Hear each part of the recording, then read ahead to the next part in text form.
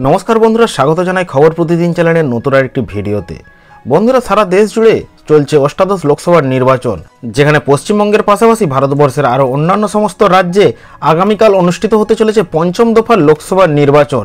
আর এই পঞ্চম দফার লোকসভা নির্বাচনে পশ্চিমবঙ্গের মোট 7টি লোকসভা কেন্দ্রে অনুষ্ঠিত হতে চলেছে এবারের নির্বাচন, যার মধ্যে অন্যতম এবং উল্লেখযোগ্য হলো বনগাঁ, হাওড়া, হুগলি, উলুবেড়িয়া, আরামবাগ, ব্যারাকপুর এই সমস্ত লোকসভা কেন্দ্র। তো আজকের ভিডিওতে আমরা জেনে নেব এই সমস্ত লোকসভা কেন্দ্রগুলিতে কোন রাজনৈতিক দল এগিয়ে থাকছে এবং এইবারের লোকসভা নির্বাচনে কোন রাজনৈতিক দল জয়ী হওয়ার সম্ভাবনা রয়েছে তার সম্পূর্ণ ডিটেলস। তাই ভিডিওটি সম্পূর্ণ শেষ পর্যন্ত দেখবেন। ভিডিও ভালো লাগলে ভিডিওতে একটি লাইক করে চ্যানেলটিকে সাবস্ক্রাইব করে রাখবেন এবং আপনি কোন লোকসভা কেন্দ্র থেকে এই ভিডিওটি দেখছেন তা ভিডিওর কমেন্ট বক্সে অবশ্যই কমেন্ট করে জানাবেন।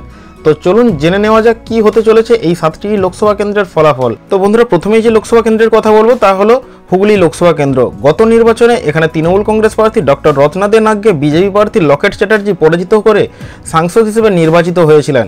তবে এইবারের নির্বাচনে তৃণমূল কংগ্রেস তাদের প্রার্থী পরিবর্তন করে রচনা ব্যানার্জিকে প্রার্থী হিসেবে নির্বাচিত করেছেন।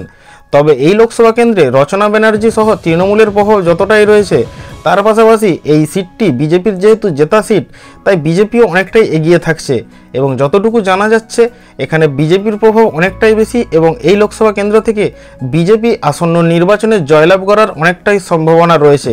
কারণ গত 2019-এর লোকসভা নির্বাচনের পাশাপাশি 2021 সালের বিধানসভা নির্বাচনেও এখানে যে 7টি বিধানসভা রয়েছে সেক্ষেত্রেও বিজেপি এগিয়েছিল।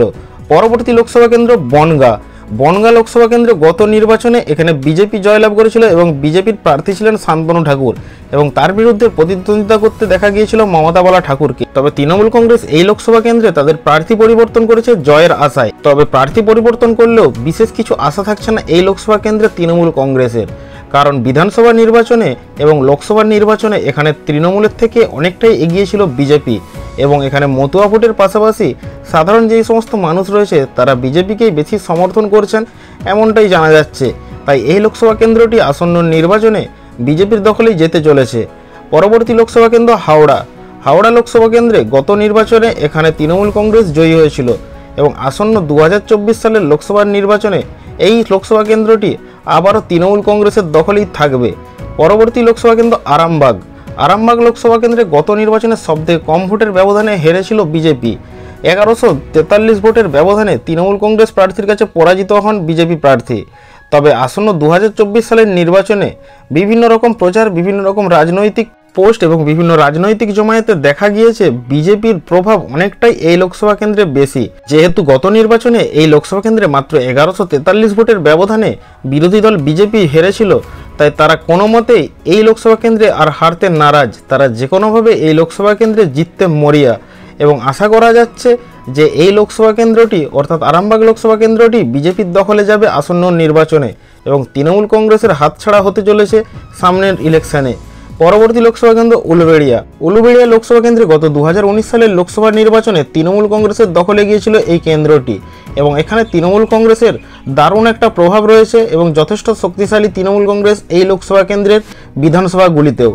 গত 2019 সালের লোকসভা নির্বাচন এবং 21 সালের বিধানসভা নির্বাচনের 7টি যে বিধানসভা রয়েছে সেই 7টি বিধানসভাই ছিল তৃণমূল কংগ্রেসের দখলে এবং বিভিন্ন মমতা ব্যানার্জির উন্নয়নমূলক কাজের জন্য মমতা ব্যানার্জি সহ তৃণমূল কংগ্রেসের প্রভাব এই লোকসভা কেন্দ্রে অনেকটাই বেশি। তাই আসন্ন নির্বাচনে এই লোকসভাটিও তৃণমূল কংগ্রেসের দখলে যেতে চলেছে। এরপর পড়ে রইল ব্যারাকপুর লোকসভা অর্জুন সিংয়ের লোকসভা। এই লোকসভা কেন্দ্রে অর্জুন সিং যেই দলের হয়ে প্রতিনিধিত্ব করবেন সেই দলেরই জয়লাভ করার সম্ভাবনা বেশি, অর্থাৎ বিজেপি এখানে জয়লাভ করতে চলেছে। তো এই ছিল আজকের ভিডিওতে আপডেট। ভিডিও সম্পূর্ণ দেখার জন্য অসংখ্য